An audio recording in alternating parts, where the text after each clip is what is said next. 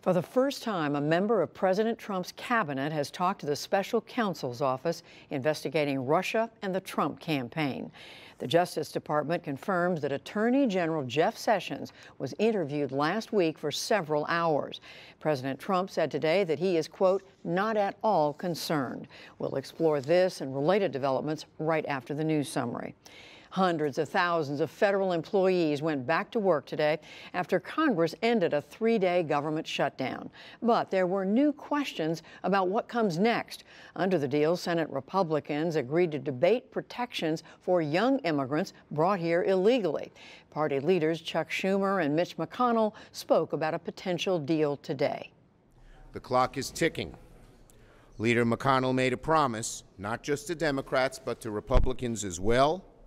We expect him to keep his word to the body. Well, we'll see.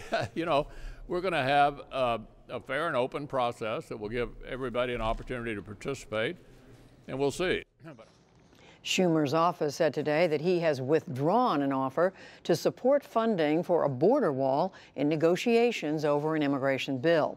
And this morning, President Trump tweeted that, quote, nobody knows for sure if a deal is even possible. Later, the White House said that an earlier bipartisan immigration bill should be declared dead on arrival. The nation has had its first fatal school shooting of 2018. Police in western Kentucky say a 15-year-old boy killed two classmates, a boy and a girl, with a handgun today. It happened at Marshall County High School in the small town of Benton. 17 other students were hurt, most of them with bullet wounds. This is something that has struck in the heart of Kentucky, and it's not far away. It's here, and it hits home. I have a 15-year-old daughter. And I think about that. We have two 15-year-old high school students that have been killed just showing up to go to school, and how tragic that is. It doesn't get any worse than that. The accused shooter was arrested and will be charged with murder and attempted murder. There's no word yet on a motive. A powerful earthquake triggered tsunami alerts from southern Alaska to California early today. There was no damage, and the alerts were lifted hours later. The quake measured 7.9 and struck 175 miles southwest of Alaska's Kodiak Island, deep beneath the Pacific Ocean.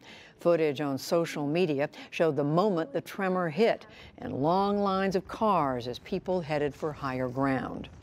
Meanwhile, another earthquake shook Indonesia, killing one person. It struck the island of Java, including the capital Jakarta, and people rushed to leave high-rise buildings for the streets. Officials say hundreds of homes and other buildings were damaged. Two volcanoes are also causing chaos along the Pacific Rim. In the Philippines today, Mount Mayon fired jets of lava and huge ash plumes into the sky.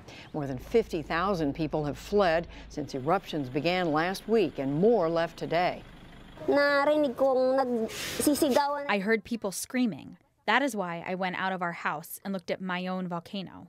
I saw thick smoke descending, and everyone was shouting and looking for their children to evacuate. And in central Japan, an eruption rained volcanic rocks onto a military ski training exercise. One soldier was killed. The U.S. State Department confirmed today that multiple Americans were killed in Saturday's Taliban attack in Afghanistan.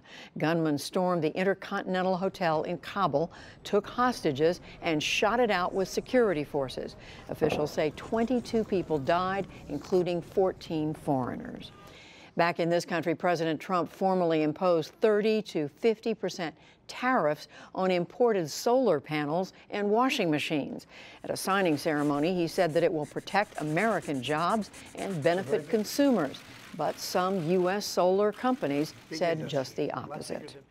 The U.S. Senate this evening confirmed Jerome Powell to chair the board of the Federal Reserve. He will succeed Janet Yellen.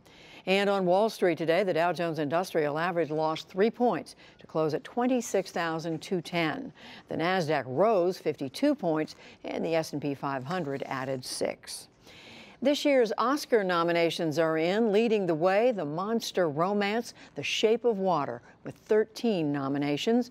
Best Director nominees include Jordan Peele for Get Out and Greta Gerwig for Lady Bird. He would be the first Black to win. She would be only the second woman. And Mudbound's Rachel Morrison is the first woman nominated for cinematography. U.S. Senator Tammy Duckworth has announced today that she is pregnant with her second child. The Illinois Democrat is 49. She would be the first sitting senator to give birth.